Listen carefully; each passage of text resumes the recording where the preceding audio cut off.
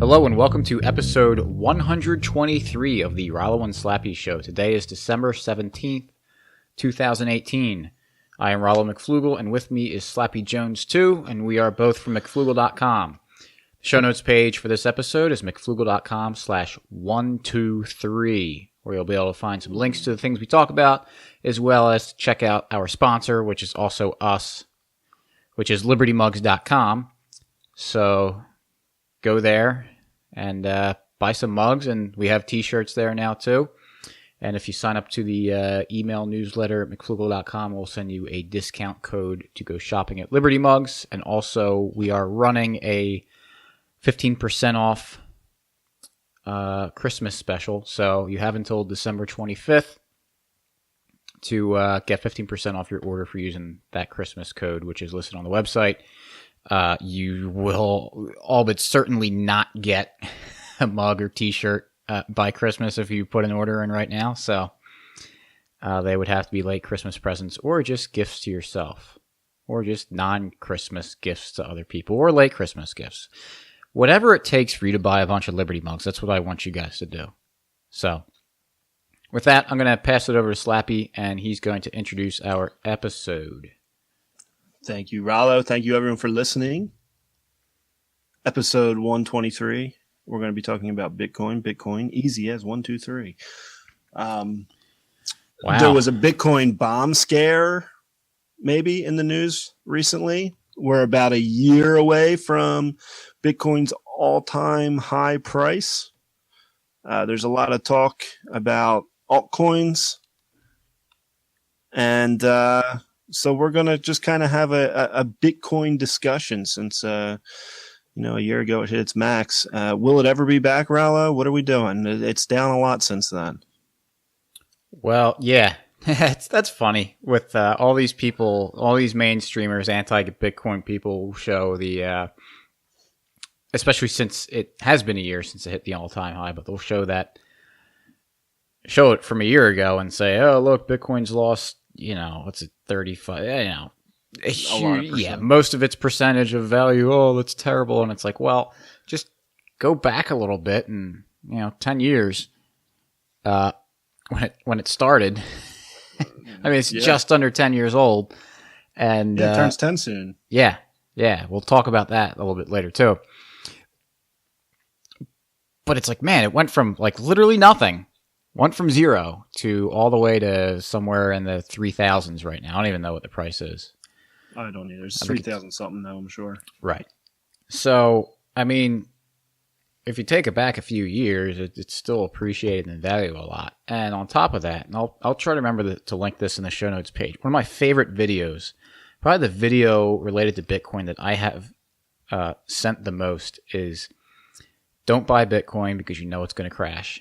There's a guy that shows before all these a year ago. Yeah, this was before the latest huge rise in price. But he sits there, he's got his face in the corner of the screen, and he's showing charts. And he goes, this one time, Bitcoin went all the way, and I'm going to make up numbers because I don't remember off the top of my head, all the way from 10 cents to $1. Then it crashed all the way down to 20 cents. Another time, Bitcoin went from $3 all the way up to $10. Then it crashed all the way down to $4. And he keeps going through this each rise and fall in the price. And in the end, he goes, don't buy Bitcoin because you know it's going to crash. And it's funny. It's funny that despite, and I don't agree with technical analysis. I don't believe that past performance is going to indicative of future performance. Right. But we can also look at trends and say, well, I mean, this thing has happened. And the more important thing, because I don't want to immediately just contradict myself. There hasn't been anything in Bitcoin that has shown that it would lose value. Like it's getting stronger every day. There's more development happening. The big problem that was being criticized before, the reason that there were a couple forks, the reason that people think that a lot of these altcoin projects are worth it is because people say that Bitcoin couldn't scale. And we had the whole debate. We had the whole SegWit 2x attack We had the forks. And now we have the Lightning Network that keeps growing and getting better. People are building more with it. And that is an incredible scaling solution to Bitcoin. We did an episode a while back about I opened a Lightning channel. And I think transaction fees on Lightning Network now are at 1 Satoshi for your transaction. And that's, 1 Satoshi's worth, is almost like nothing. So it's working. They're coming up with things like atomic multipath transactions. So if you've got if I want to send Slappy, $10,000 worth. If let's say I want to send Slappy 2 Bitcoins. Let's get Bitcoin closer to becoming money by using the correct unit of account. I want to send Slappy 3 Bitcoins. Sure. But yeah. And there's no good paths in the Lightning Network that have channels that can do that much. Because you need to have a certain volume. For me to send 3 Bitcoin to Slappy on the Lightning Network, we would have to route enough connections. Yeah, and we would have to be able to find connections between us that have at least 3 Bitcoin on them as a what's it called? Capacity. Stake. As capacity, yeah. So what Atomic Multipath does is that it allows you to break those 3 Bitcoin up into a bunch of paths to simultaneously send out across the network and to all get to their final destination and put back together. So that really, really makes it so that you don't need channels with huge capacities as much. It really keeps it a lot of nodes to process transactions and don't need a lot of capital just put up there. So it's an improvement. There's a lot of stuff going on. But we had this Bitcoin bomb threat going around, this email thing, and I even got... Yeah, what is that? What's going on there? I don't know. I haven't followed the story just because it was kind of... Any bombs go off? No. So I even got an email from work about a warning about it. We got an attack at work. This was a long time ago. Well, long time ago, maybe a year or 2 ago. Yeah, it was probably like last year when the price started getting high. So I forget what the virus is called, but they basically took over our computers and demanded Bitcoin to get it unlocked. Yeah. So I want to read this email because I think it's kind of funny. So here we go. Good day.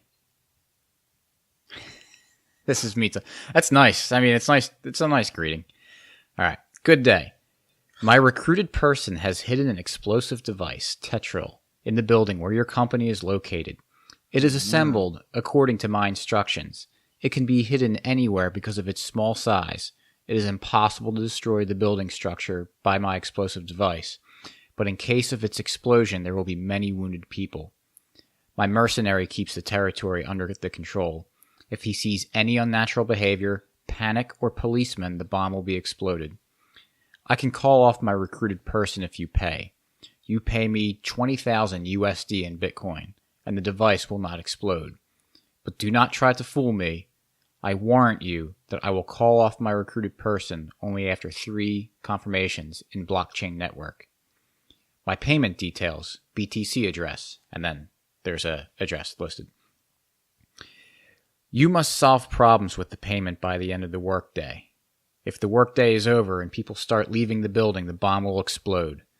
Nothing personal, this is just a business. If you don't send me the Bitcoin and the explosive device detonates, other companies will send me more money because this isn't a one-time action. For security and anonymity reasons, I won't enter this email. I monitor my Bitcoin address every 35 minutes, and after receiving the transaction, I will give the command to my person to leave the area. If an explosion occurred and the authorities read this letter, We aren't terrorists and don't take any responsibility for explosions in other buildings. Oh, that's good. Yep. Now, when you send them the Bitcoin, how do they know which one it came from? That's a good question. I guess you would. I don't know. Do you send a note with it? I guess you could send a note, but he said he's not going to monitor the email. True. Good call. Yeah. So do you know? I love the end. We are not terrorists and don't take any responsibility for any explosions in other buildings.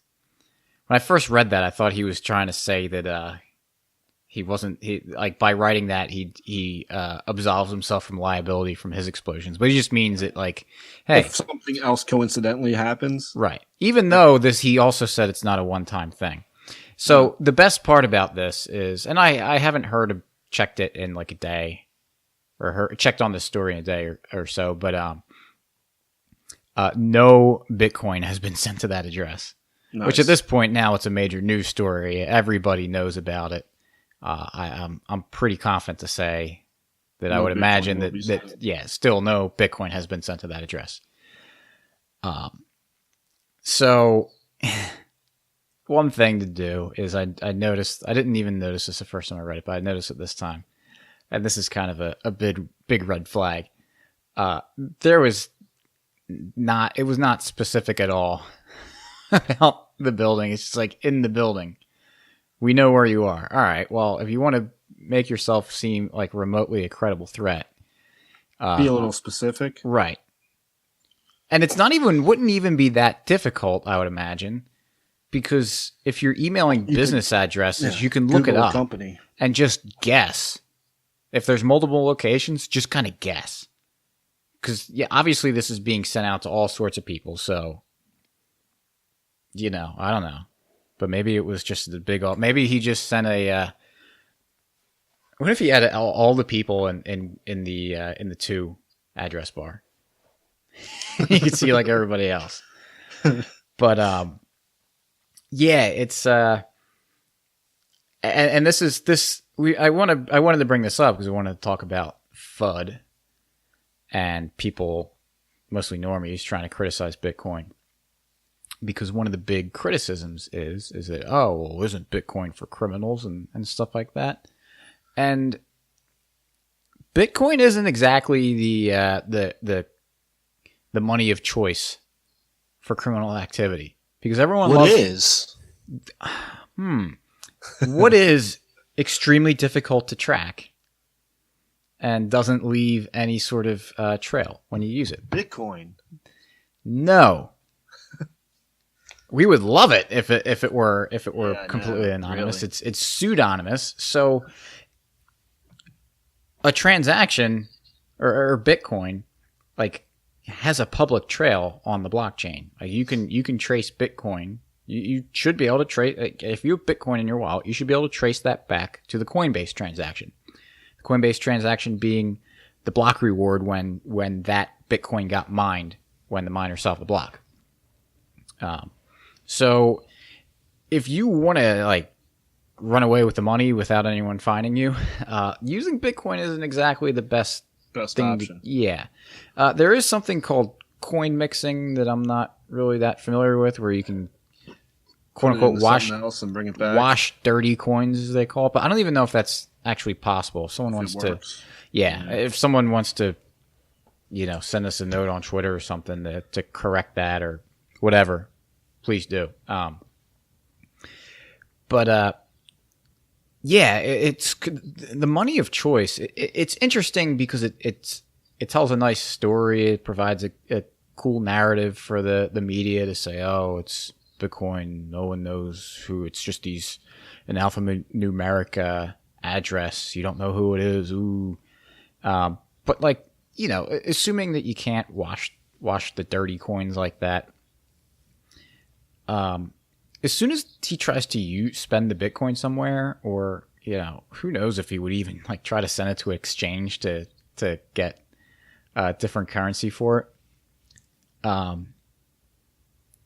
Most exchanges have your they do the KYC thing, so they have your personal information.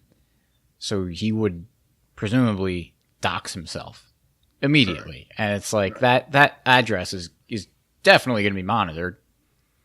And so as soon as it pops up and it's sent to him, like, maybe he would try to send it to a few different addresses and then send it there. I have no idea how this guy was planning on doing it. Maybe he was actually a good Bitcoiner, was just going to hodl it for a while. And then possibly. And then hopefully hope that people forget yeah. about that thing, however long down the line. I don't know. But it's it's funny because this will I don't think this is really gonna be a hit against Bitcoin that's gonna stick, because we've been hearing rants, and you even said it happened at your work.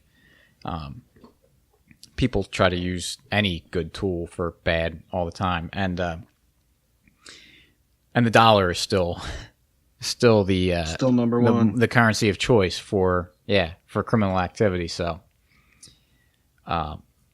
ironically, it's actually like Bitcoin's not good enough yet to be good for crime, right?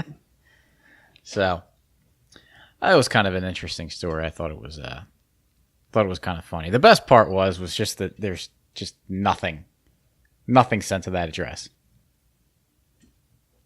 What he should have done was, although I don't know that he would have had, I mean, it would have been an investment, but if he was really confident about this, get a loan or get $20,000 and buy $20,000 worth of Bitcoin or more, preferably more, and send it to that address. So if someone sees that and says, well, let me just look at this address and see if anyone's done this yet, and they see, a couple multiples of $20,000 in there, then they might think it's real. They might think it's real. They might think it's a little more real threat. Yeah. And, maybe do the other things that we mentioned, like trying to guess where this what the company is and where it's located. So, right. So, you heard it here, people, for how to how to ransom bomb threats. School. Yeah. But this makes me feel better that these people are apparently not that intelligent or don't have that much money to be able to pull this stuff off. So, yeah, you're better off going above the board, not in the eyes of the government necessarily, but just as far as use US dollars for that stuff. Well, no, I'm just saying that, like, if you want to make money, and especially as time moves on, you're better off being a good actor. And I mean, good actor is hiding it better. No, just using voluntary transactions, and that's like the whole purpose of the really interesting and awesome thing about Bitcoin is that it's cheaper to be a good actor than to try to be a bad actor and cheat it. To do like to buy enough mining power to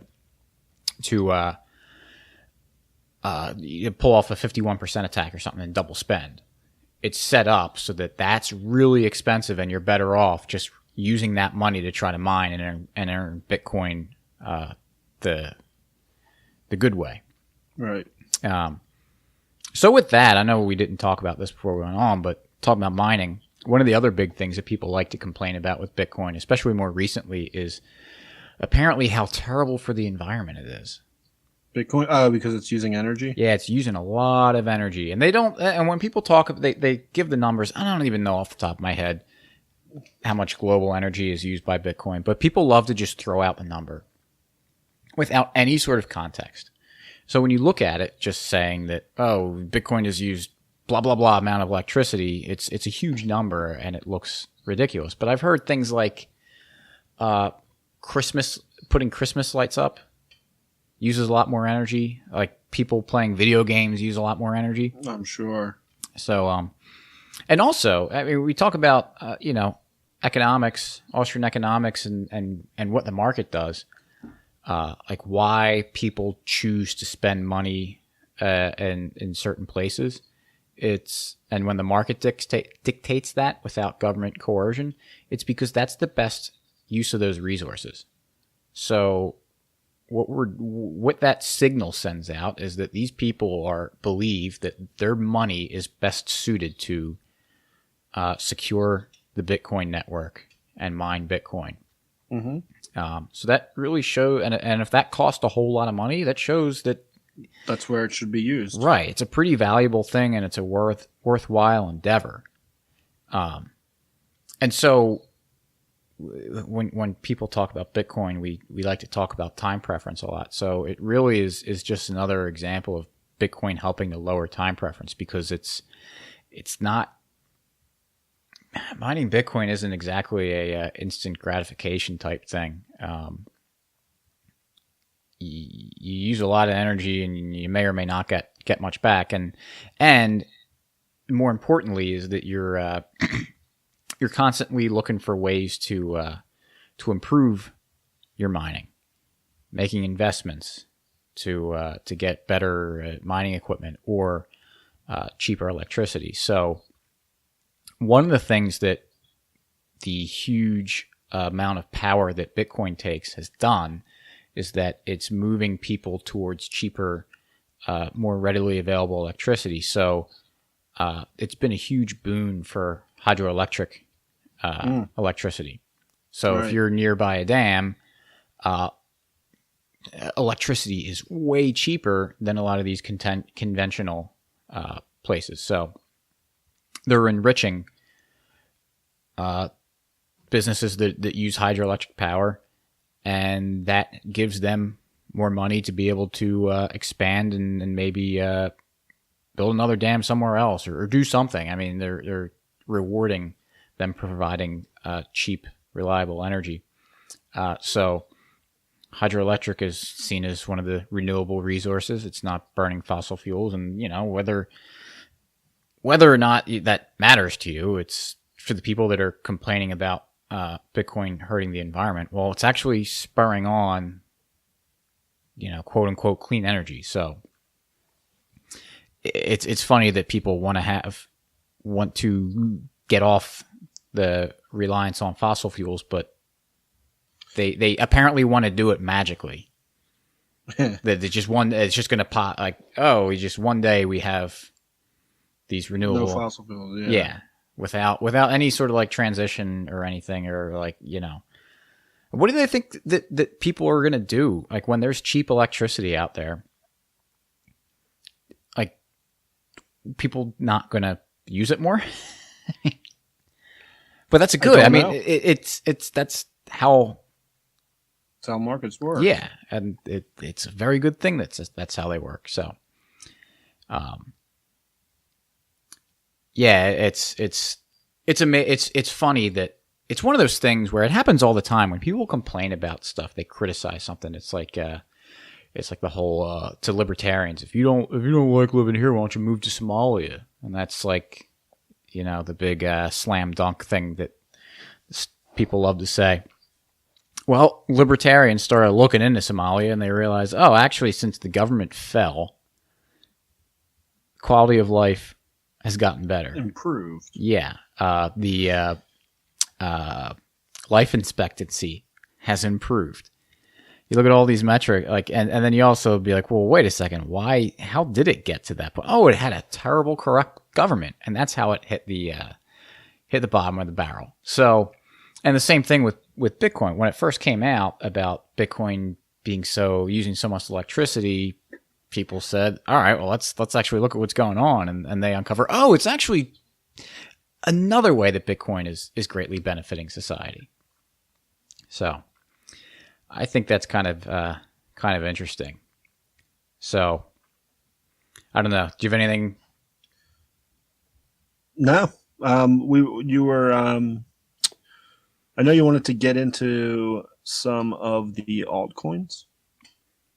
Yeah. I just have like notes scribbled out without real transitions, but yeah, I just mentioned time preference and how Bitcoin lowers time preference, because it helps people to delay gratification. That it entices people to save. It's, you expect Bitcoin to be worth more in the future. So, hey, I want I'm going to use Bitcoin as a mechanism to delay consumption now so I can consume more in the future. And when you look at Saifedean Ammous's book, The Bitcoin Standard, he does an excellent job of really talking and driving the point of time preference home. And especially how it relates to central banking and the Federal Reserve and how awful that is. How awful central banks are to just like all aspects of life. Because when your time preference gets raised, it affects so much. Your food. Like he makes the claim that, you know, that we're not eating as well because there's been inflation with your food, because you know they're trying to figure out ways to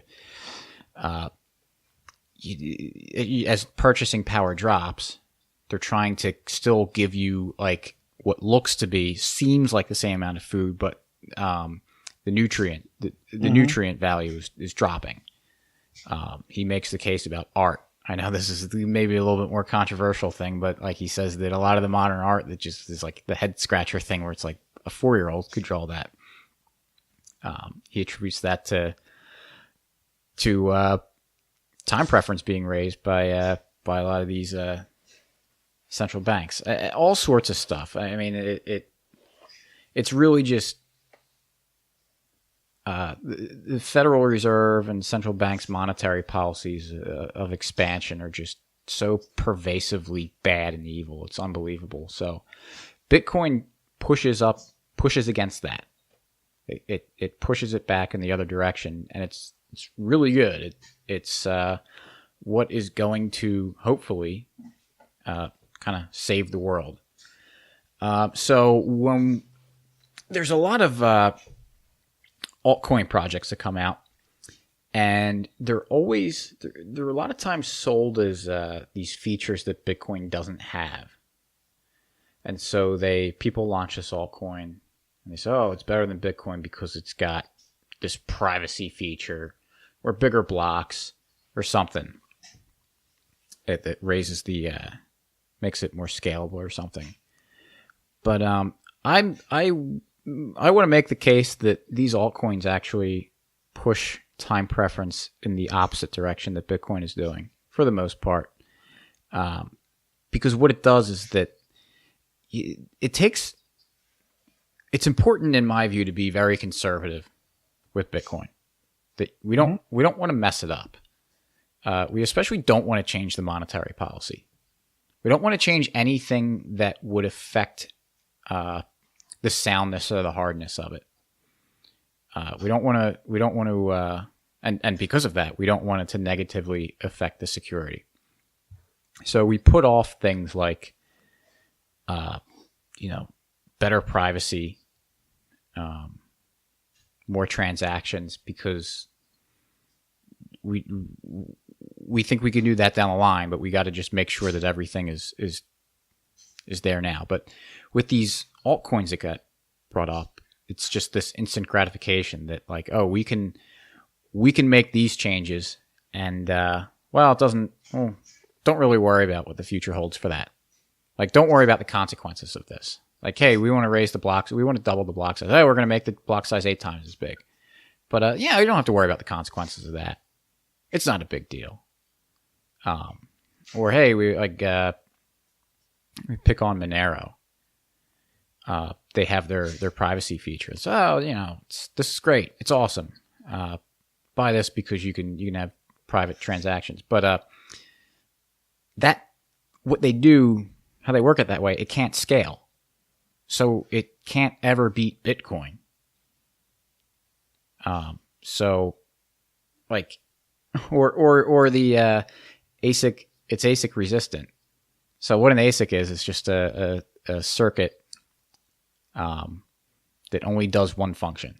So it's specialized. It's basically a specialized computer.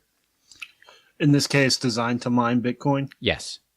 And so that has the development of ASICs in Bitcoin has developed an industry of just like mining farms. So because what you're saying is if a coin comes out and says it's ASIC resistant, it really isn't? It's just that nobody has to ASIC for it. I believe so. That's my understanding. But even if it is the case, they could make something that is permanently ASIC resistant. What that does is that it drastically reduces the amount of work that can be done, which makes it less secure. I mean, one of the things that makes Bitcoin really secure is how many people are trying to solve these puzzles to solve a block. And the more people you have doing that, the more expensive it is to launch an attack against it. So when you've got when you say you can't have ASICs to mine Bitcoin, you're saying that we're going to severely throttle how much computing power we're letting be a part of this, which makes it a lot cheaper to attack. So that's another thing where it's like, hey, don't look at the consequences of this. You know, stuff your face full of food right now. Drink a lot of booze. Hey, don't worry about what's going to happen tomorrow morning. Right. So it's really like it's really important in this industry to really look at life cycles and really analyze consequences, and understand that there's really no such thing as a free launch, because Bitcoin does. I mean, by being conservative and not adding some of these functionalities, you do make sacrifices. I mean, by not raising the block size in Bitcoin, you are sacrificing transactions or transaction capacity. But the idea is, it's like it's not worth it. The benefit you get right now is not worth the negative long-term consequences. So I'm not trying to. I hope no one comes away with the idea that, if we, by not doing, like with the block size debate, by not doing anything, there's no consequence. No, there is a consequence, but we're saying that just give it time and it'll be better. Yeah. But let's not hurt ourselves now by making a rash decision. So, right. Yeah, it's an interesting. I mean, and the more you dig into a lot of these alts, the more you realize that a lot of them just are garbage. I know there's someone brought up on Twitter about they haven't heard about Dash in a while. And actually, I haven't heard about Dash in a while. What's going on? It's still going. I think in South America they've been pushing it a lot and getting people to use it. But one of the things they did, and I forgot about this, but one of the things they did a while ago was that the block reward is that a portion of it gets sent to the development team, which is weird. Very strange. Yeah, that's kind of like, hey, what's the point of that? So they can get money. Well, I mean, obviously, but like, is that supposed to get to make sure? Like, is it a centralized development team? Yeah, I think so. Like, if it was supposed to, encourage people to develop, I guess maybe. Well, it kind of has to be. I mean, if you're saying, hey, we're going to give this money to, like, how would you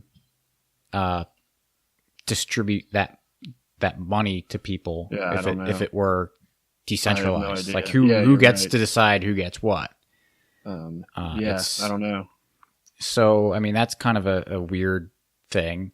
And then more recently, this was a month or two ago, they announced, I think it was DIP 8, so Dash Improvement Protocol number 8. No idea. It's the chain lock thing. So what it is they say after a certain, I think this was like, they have these like master nodes or something, or these couple of gatekeepers, we'll call them, that once they kind of agree on the blocks, they just get permanently set. So to that, they sold it off as saying that, like, well, this means that we can't have a 51% attack against it, because once that's set in stone, you can't undo those blocks. Which, that sounds nice, but I mean, that kind of flies in the face of proof of work. Is that the longest chain is the one that's correct, because that's the one that has the proof that the work has been done to solve all of that. Right. So all that does, I mean, if you don't have a chain, all that matters is really like the last couple blocks. You just really have a database. Right. And you don't need a blockchain for that, especially when you only have a few gatekeepers deciding on that. Like you're not having, like if you're running a node and you want to make sure that, you know, the dash you're getting is legitimate, that it's real. I mean, what's the point if once it gets, there's no actually verifying it anymore. Not much. So it's an interesting thing, and I think it's part of the death throes of an altcoin to start going through this kind of stuff that just is absurd. Mm-hmm. Absurd problem solving if they want to say that they're a decentralized cryptocurrency. The other one that's, I'll just say, talk about Ethereum real quick, because Vitalik Buterin, the guy, the guy that started it, was making fun of someone on Twitter because they say, like, how can you say that there's only going to be one money and say that the free market won't produce monopolies? He's like, oh yeah, what a contradiction. It's like, no, like a monopoly is like a person or group of people that have a business and control something. Like they determine the price because they're the only ones that are producing it. Like that can't happen. Like a monopoly cannot apply to money like that. Not a decentralized one. Right.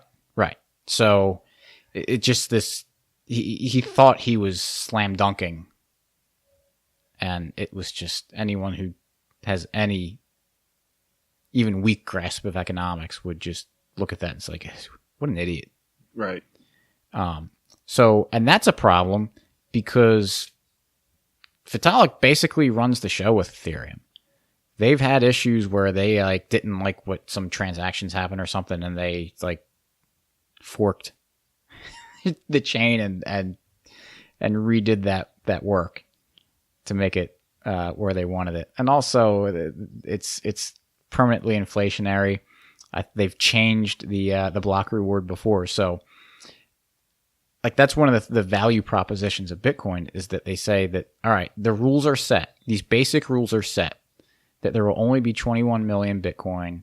The blocks will be, you know, that we're not going to change any of these rules. And because as you start changing rules, even without the changing anything that's going to affect this overall supply, anytime you make a change to that base code, leaves an opportunity for someone to either mess up, or eventually they say, well, we can make this little change to the monetary supply. Mm-hmm. So it's like this kind of discipline to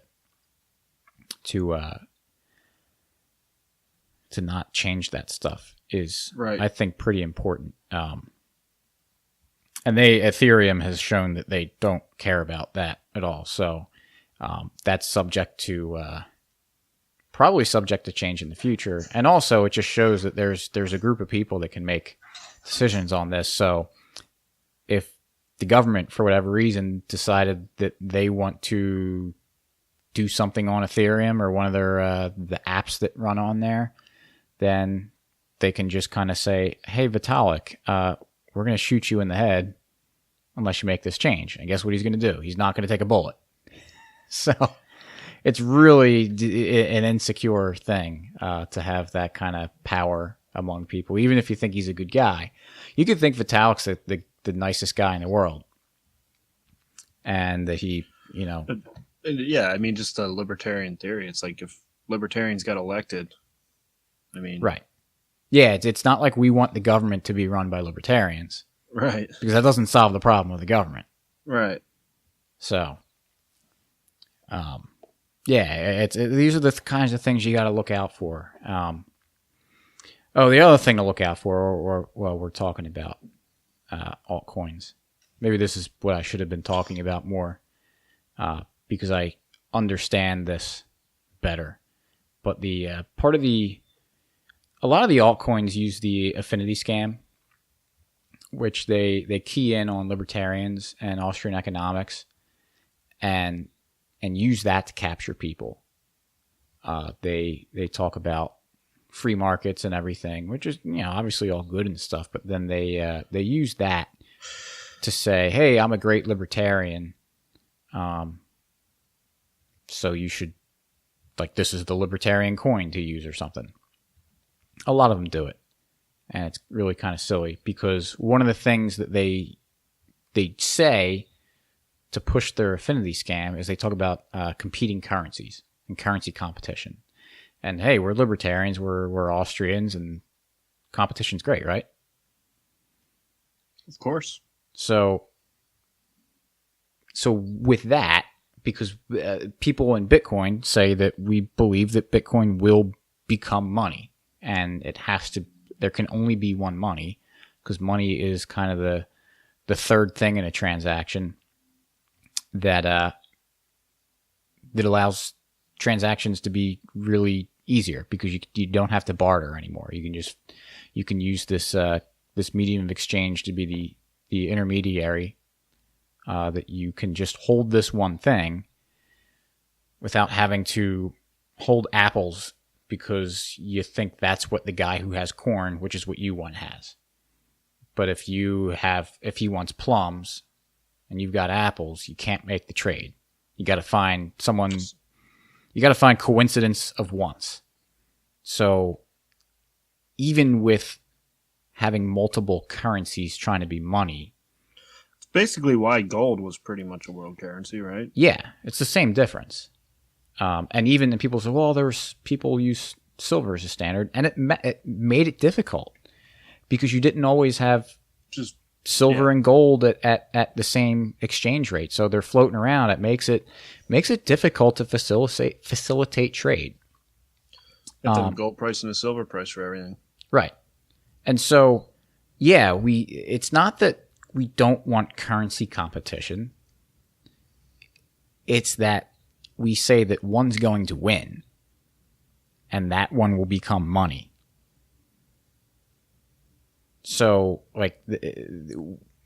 they try to make it so that when we say that Bitcoin will be the one money, that we're against competition somehow. And then they also say, well, you're against all these altcoins. Well, yeah, because I don't think they're good ideas.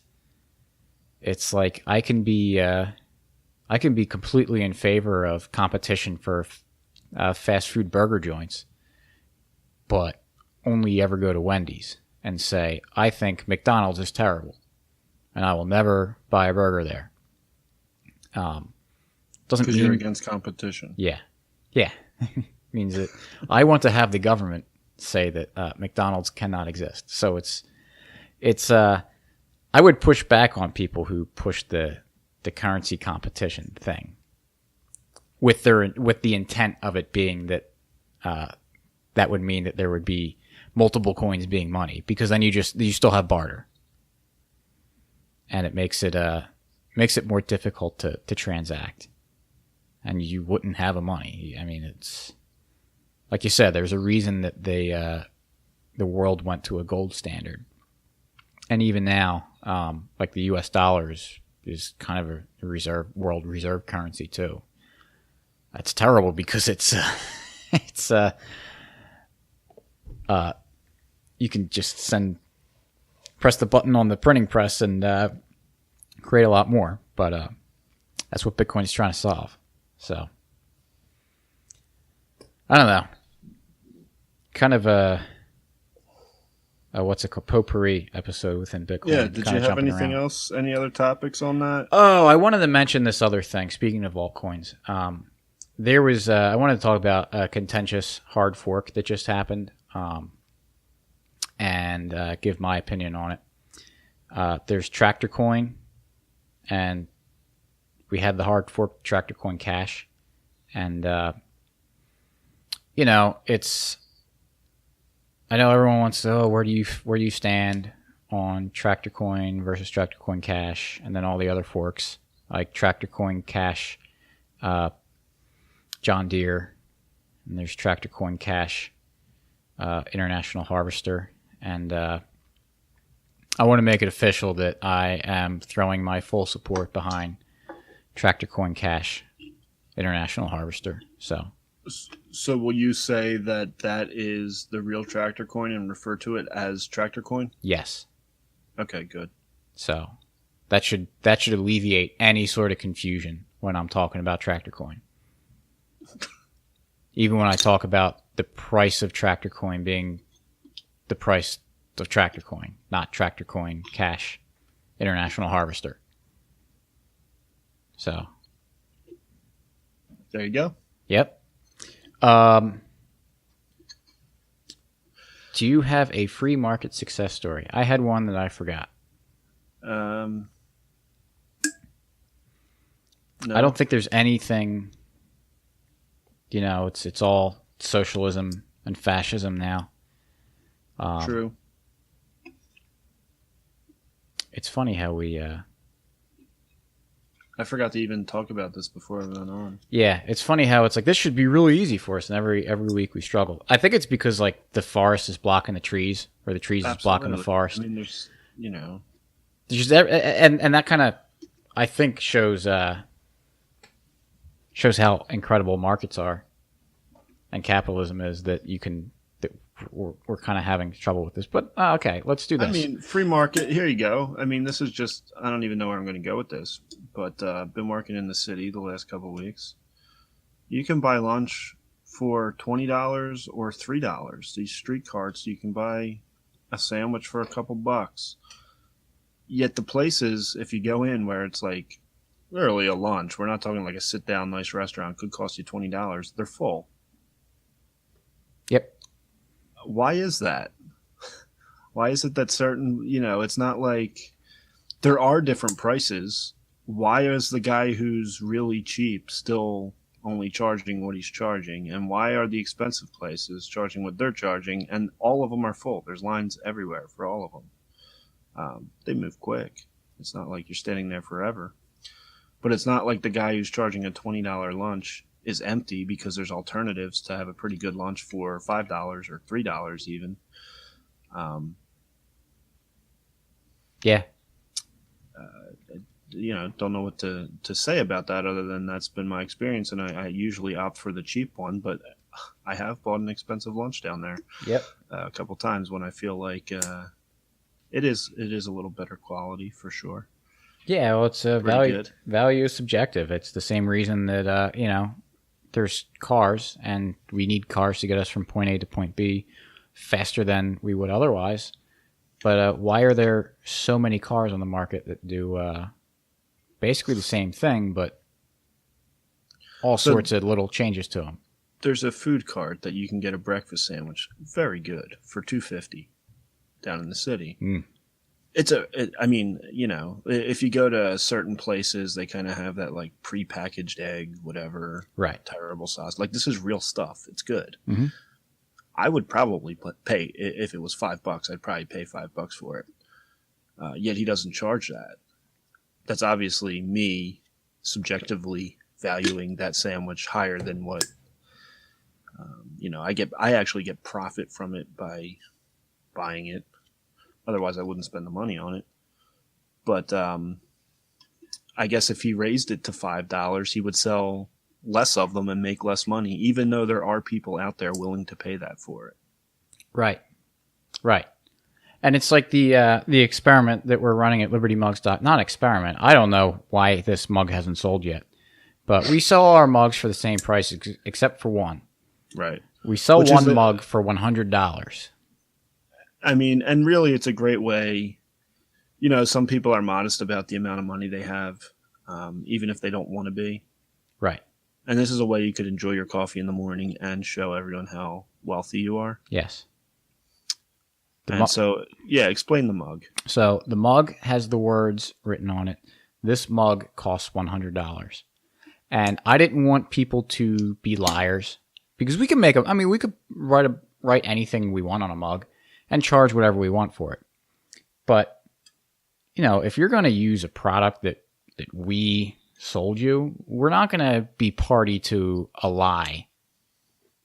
So any discount codes that you get are not applicable to this mug because the mug has to cost $100. Yeah, actually, I should probably go fix that. I don't know if I set it to that. But I actually made that up. In fact, and you know what? Say, if you get 20% off, buy it for $80. No, don't do that. Be an honest person and don't apply the coupon code for that.